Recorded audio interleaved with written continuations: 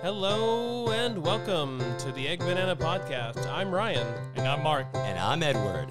And this podcast is for English learners and for us to discuss our lives overseas. So in this episode, we're going to be discussing about the COVID-19 situation in Taiwan. As you know, unless you've been hiding under a rock or an island of some sort, the past year has been very bad and has affected many people, many countries. But there are a few places where the COVID situation has been handled magnificently, like Taiwan, in which I did the research, only has 1,036 documented cases and 10 deaths so far, which I think is a very remarkable statistic when you compare it to other countries, of course. Mark, Ryan, any thoughts? I just met with a student, and we were just recently discussing this about this issue this week, and we were talking about the situation in America, and we were looking at the statistics, and supposedly there were 30 million people already affected with the virus in the U.S. In the U.S., and I was kind of surprised, so I had to kind of look it up, and the U.S. population in general is like 300 million. So, and we figured out so almost 1 out of 10 people had the virus in America. So that was kind of a shock to me. So I was kind of surprised by that. And although Taiwan is a smaller country, and of course the population is much smaller, I do have to say I think Taiwan has handled the situation really well. So, and I think part of it is because something that you had mentioned to me before, Edward, because Taiwan had to go through SARS. Sure. And so, from what I understand, they, I guess they had to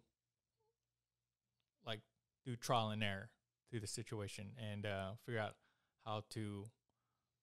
figure out what was the best solution in battling SARS at that time. So during this COVID situation, I think they were better prepared on what to do. So. Right. I think SARS happened in 2003, as far as I remember. And just because they had that experience dealing with it, when this pandemic started to happen, I think other countries, just in my opinion, from what I read and just what I saw, they didn't really take it seriously or thought it would be isolated to China itself. They didn't realize the amount of people coming and going that it was going to spread kind of like wildfire, right? And I think, as I recall, Taiwan immediately, as soon as the news was starting to come out of China last year, last year, right? They started to kind of monitor everybody coming in from there, and they kind of implemented a lot of measures. So, Ryan, what are your thoughts about the whole thing, I guess? Yeah, I feel incredibly lucky to have moved to Taiwan when I did. I didn't come here right before the whole thing happened, but I've been here for less than 2 years. So I guess I had been here for already at least half a year or more when COVID hit. And thinking back to the countries that I was previously living in, I was in Singapore for 3 years before I moved here to Taiwan, and then I was in the Philippines before that, and both of these countries had it pretty bad. The Philippines is still really suffering from it. I think Singapore has gotten a lot better recently, but I have several friends. I have a friend in the Philippines from Canada. I have a friend from Japan, he's back in Japan now, and a friend from the U.S. who's in Singapore, and all of them had just visited me here in Taiwan right before everything got really bad, and they were all considering, they love Taiwan. They were thinking about moving here and everything, and then once the borders closed and everything, it just got worse and worse outside of Taiwan while we continued to live a fairly normal life inside of Taiwan. So I felt kind of bad for them because, they love Taiwan and they felt like, oh, I want to come here and live here. And then they didn't really get the chance to as things started to get worse around the world. But yeah, I just feel so lucky for us to be here. Yeah, it's very interesting. So, I lived a long time in New York, and I'm in a WhatsApp group chat with some of my friends from New York, and I went back into 2018, and when I think of New York, I think of it kind of like a thriving, really busy metropolis. So when they were telling me they had to go through lockdown and Soho, if you've ever been to New York, very busy street. When they're telling me it's kind of like a ghost town, it just kind of blows my mind about that. So I do think that we are very fortunate here. For the most part, I would say our daily lives haven't been affected too much. It is interesting. I was thinking about this. I just remember when the news was starting to filter out about like how serious this was, you could kind of see the change on the MRT, which is the public transportation in Taiwan, where like all of a sudden I just noticed, oh, maybe like 10 to 15% of people are wearing masks, surgical masks. Then all of a sudden it went up to like 30, and then all of a sudden 50, and then 90, and then all of a sudden now, for the listeners out there, if you, it's mandated that you have to wear a surgical mask on the bus or the MRT, and if you don't, they either won't let you on or they will fine you, I think, 15,000 NT, which is about 500 US, I would guess, right? Mm-hmm. Right. That sounds right.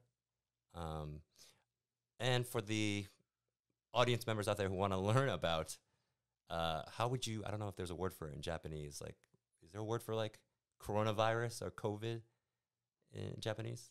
I'm not too sure. I haven't. Sorry, I put you on the spot. No problem. I haven't been to Japan during this whole thing, but I would imagine that they may just call it corona. Oh, pretty good. But I could be wrong. I don't think COVID. I don't know. But they may have another word too, or they may be using the characters that came from like Mandarin too. So I'd have to look that up actually. Mark, back me up, but I believe in Mandarin it's like bingdu, right? Because that's what I hear what they say, right? I believe so. I'm not too sure. I do know mask is kozao because I hear that all the time. Yeah. I've heard that more times this year than I had. It's really funny. I have this joke that like I've used more hand sanitizer and surgical masks this last year than I have in my whole life, because it's very interesting. I don't know if Mark and Ryan agree with me. I've been in Taiwan for about 11 years.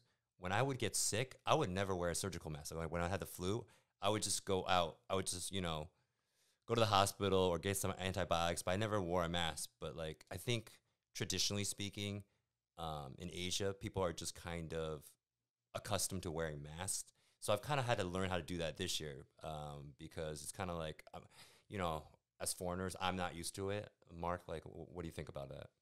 I definitely think that's a big cultural difference between Taiwan and America. I'm much like you. Like, of course, Americans don't really wear surgical masks if they're sick. So, and I've told people like, yeah, in America, if someone's wearing a surgical mask, we're thinking like this guy's like really sick or about to die. So, and like to stay away from this person. Right. So for me, like coming to Taiwan and seeing people wearing surgical masks before the pandemic was a little bit of a surprise to me. Definitely for me, I had to kind of get used to it. And then I had some Taiwanese explain to me like these people are wearing like surgical masks because they have a cold, and so they're wearing the mask to not spread their cold. So it's like a polite thing. So, and yeah, so for me, like I had to kind of get used to it. And of course, like you, like when I have a cold, like I would just take some medicine or just stay at home and rest. Like I wouldn't wear the mask. But of course, like you said, during this pandemic, it started to become a mandatory thing. Like if you take the subway or the bus, like you have to wear the mask. So it was a little bit getting used to, but like what I kind of mentioned to you before, like before I left the house, I usually always make sure I have 3 things. So my wallet, my keys, and my phone. But now, like with this pandemic now, I have to remember 4 things. So my wallet, keys, my phone, and the mask. Coats out. So yeah, so it's starting to become more like a habit now, and like but yeah, it's pretty interesting. So, and it's kind of interesting to see the whole situation like in America, even Americans as a whole, as a country, is like learning to start wearing or accepting wearing the mask, even though there's still a select few that's kind of being rebellious. It's very interesting. I think because in Asia, it's kind of part of the culture to wear a mask. But then I do know my friends were telling me when this started happening, started popping up, when they wore masks, people would be like you said, what are you doing? Are you sick? Like, why are you doing that? And then now I think they realize, you know, at the end of the day, because there's some people who think, oh, wearing the mask doesn't do anything. It's, it's, you know, propaganda or whatever you want to call it. But I think at the end of the day, it's kind of like, if it helps you out like 1%, just do it. You know what I mean? Ryan, any thoughts, or what do you think about the whole thing? Yeah, I was going to say, like you mentioned earlier, it is part of the culture. Like I remember when I was living in Japan, or even here in Taiwan, before COVID, it was not uncommon to see people wearing a mask. You know, it's kind of just courtesy. Right. Like if they feel a little bit under the weather, if they might have a cough or have sneezed or something, they just put on a mask, not for themselves, but to protect others from possibly getting or catching a cold if they have one. You know, it's just already something that they do. One thing that I found to be pretty interesting, and I think this happened in a lot of countries, but it actually even happened in Taiwan, was suddenly there was a shortage on certain things. Yes. You know, like I remember when people started saying, okay, you should really have a mask. You know, I went to 7-Eleven. At that time, you could still buy a mask at 7-Eleven. Okay. And that was before they started making it to where everybody had to get it from like the drugstores or whatever. But they were limiting it. Like 7-Eleven was like, okay, you could get something like 10 pieces or something, maybe for 8 NT or something per mask or something. So, and some people felt like it was a little bit expensive, but technically you could have just gone to like several 7-Elevens and like picked up, you know, 20-30 masks in a day or something like that. But then eventually like you couldn't buy it from 7-Eleven anymore. And then you couldn't even find it in any of the drugstores or anything like that. And not only masks, but toilet paper, soap, alcohol or hand sanitizer. It was just like almost impossible to find anywhere. And I remember even some days in the grocery stores, like there would be food aisles that were just like empty. Like people bought all of the either canned food or instant noodles or whatever. Did you guys, I guess you guys experienced some of that? You saw some of that? Yeah. I remember, last year, during the beginning of last year, like, I saw news about like people lining up. I mean, almost a mile from the like clinics to get masks, and they were like buying like boxes and boxes of them. So yeah, they were like taking it pretty serious, but like kind of going a bit overboard as well. And there was a point like I couldn't get any mask, and I didn't wasn't prepared. So and I literally had to kind of like ask like friends like, hey, you got any extra masks? So but yeah, it was pretty crazy. And then the whole toilet paper shortage happened. So yeah, that was kind of crazy. So, and at the same time, I think it kind of happened as well in America. So, but yeah. It was very it was interesting because like you said at the beginning you could just buy it, but I think like maybe Ryan was intimating, people started like hoarding it and buying excess amount when they, you know, they didn't need to. So I guess the Taiwanese government stepped in, and it got to a point where like you can go. I remember this vividly because like near my house, I would have to walk up the hill to go to a pharmacy. I literally had to wait, I think like 90 minutes to 2 hours because like people would start. At that particular pharmacy, you can only get the mask or the 口罩, as they say in Chinese, at 2 p.m. But people would start lining up like maybe 12:30.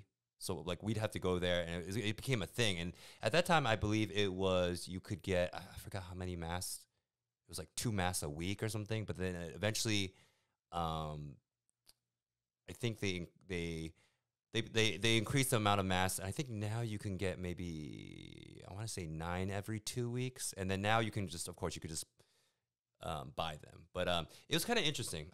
When it first happened, I definitely felt like a little tension in the air and kind of like went out a little bit less. Like I basically haven't, Mark knows this and Ryan knows this, as I'm sure.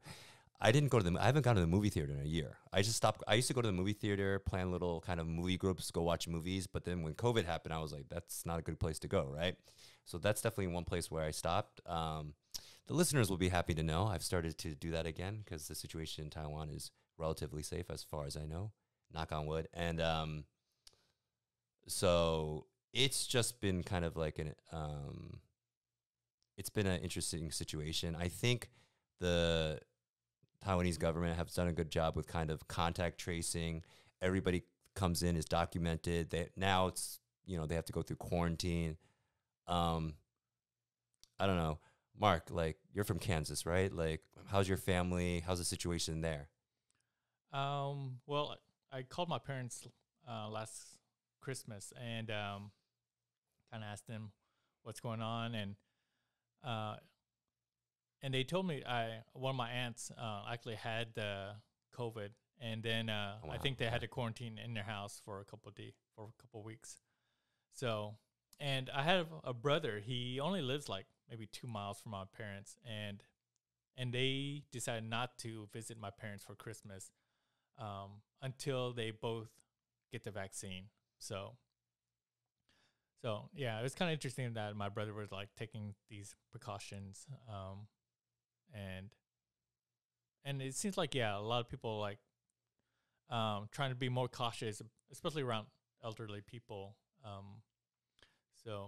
But I do want to say, like, I think it is kind of interesting what you were talking about when people were coming into Taiwan, like the process, like they had to go through.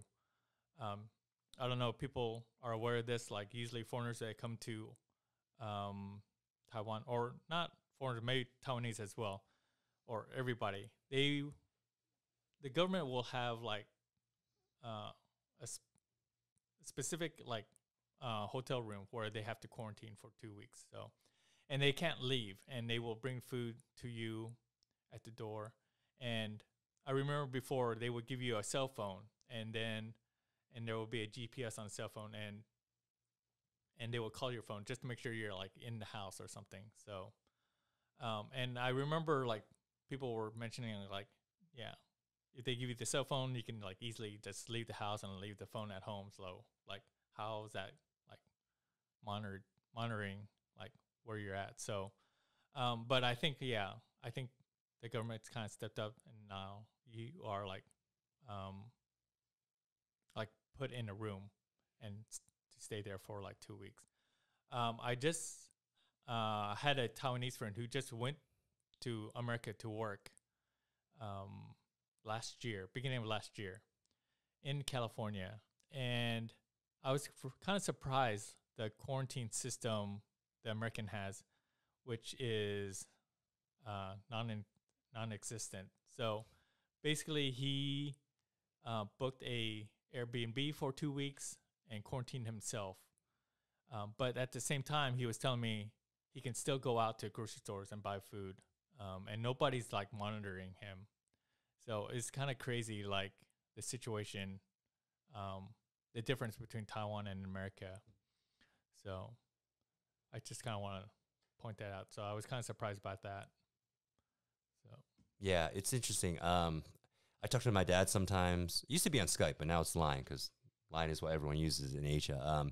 He had told me he just got the first vaccine, and then he is scheduled. I don't know if he got the second one yet, and he just said he either got it or is scheduled to get it. He just said, the side effects for him so far, he's just a little bit dizzy, but besides that, he's doing really good. But I think before you could come to Taiwan, right, if you got a job offer, but you would have to do the quarantine. But isn't it kind of now you have to get the vaccine too, or I don't know. Is that true or no? Not that I've heard. I Okay. think that may be the norm for all countries moving forward Okay. pretty soon. I heard something about like vaccine passport or something, Yeah. or some kind of stamp or something in your passport showing that you got the vaccine. But I think right now it's still just mandatory quarantine. I don't think that. Okay. I'm not too sure actually. How do you guys feel about that? Would you get the vaccine? Like for me, I want to make sure all the bugs are out. So maybe the first wave, let other people be the guinea pigs. But eventually, I feel like, especially to be able to travel freely, you're going to have to get inoculated, correct? Right. Yeah, that's tough. Right now, living in Taiwan, where it feels like there's not even really any threat, here. Obviously, if we want to travel, we're going to have to consider getting the vaccine. But for right now, I think it's not necessary until we decide to start traveling again. But yeah, I know, like I've mentioned before, a good friend of mine from Canada, he's really looking forward to traveling again, and he's like, just as soon as he can get his vaccine, he wants it, and he wants to start, traveling again. He wants to come to Taiwan and stuff. So That's interesting. I have heard that if you get the vaccine before coming to Taiwan, instead of the 2 weeks, I heard like they will shorten your quarantine to 1 week. And another interesting thing I heard was that as of right now, I think from what I heard from the news, there's a little over 100,000 vaccines here in Taiwan, but they're basically going for like doctors and nurses and elderly. And with my other student I just met earlier this week, I don't know where he got this information from, but he did mention like if 60% of the Taiwanese population got the vaccine, like the government would open its borders for people to travel. So I thought that was the kind of interesting information that he had. So just kind of want to point that out real quick. Well, I was just curious, like final thoughts. Do you think, like, why do you think Taiwan has been New Zealand too, right, has been really successful? Like, why do you think Taiwan has been so successful? They just kind of started implementing things earlier, monitoring people, or what are your thoughts about that? Well, like I think what we kind of mentioned just earlier about Taiwan having to battle or kind of go through the SARS situation. So through that, I think they learned what they needed to do and how to prepare for the next pandemic. So when the COVID-19 happened, I think they were better prepared. But did they also, I'm trying to remember, they also kind of closed the borders off really fast, right? They wouldn't let incoming flights coming in and out. And I know before, because like a lot of my friends, they work remotely. So now here, I think for a while, they kind of said only Taiwanese people who got jobs, diplomat? Like, I don't know, Ryan, you're probably more knowledgeable about this. They kind of limited the amount of people that could actually come in freely, right? yeah, I think they eventually cut off people coming here to study. Yeah. That used to be okay early Yeah. on, and then they cut that. And I think maybe even the job-seeking visa, Right. if I'm not mistaken. But obviously, yes, if you're already like a permanent resident, citizen, or here on official business of some sort, then you were able to, as long as you still, went through your 2-week mandatory quarantine. Because a lot of people, they don't have, like, pre-COVID, they didn't have work permits. They would just kind of leave the country every 3 months, and just come back. And now that option has been kind of sealed off. So it's made the situation more harder for those type of people, I would say. Yeah, a lot of people had to go seeking other ways to stay in the country, other kinds of visas, for example, like the gold card or entrepreneur visa, which is what I'm on. So yeah, it's been an interesting time here the past year or so. Yeah, and I'm definitely glad I'm dual citizen, so I'm able to stay here. And I know Mark, if it's okay, like you have an ARC, so you're good to go, right? Yeah, I'm actually, I feel really lucky, especially this whole timing. I mean, I've been in Taiwan for like 5 years, and I was just a private tutor for most of the time. And then, of course, I was been applying for jobs, but I actually got an actual working visa just last year, right at the beginning of this pandemic. And now that I think about it, like if I didn't get this job, I think I would have had to move back to America, because I was like living off the tourist visa where I was just in Taiwan every 3 months. Then I would go to Japan for a few days and come back and then renew the work travel visa. So, but since the pandemic and the government, Taiwanese government decided to change the policies, and I do remember like they did allow some foreigners to extend their visas, but only like 1 or 2 times. So, and I had thought about doing that before, but yeah, I feel really lucky to have a working visa and to stay here. And that's all the time we have for this episode. Please be on the lookout for our next episode where we talk about night markets in Taiwan. Be sure to follow EggBanana on Facebook, Instagram, Spotify, and other platforms.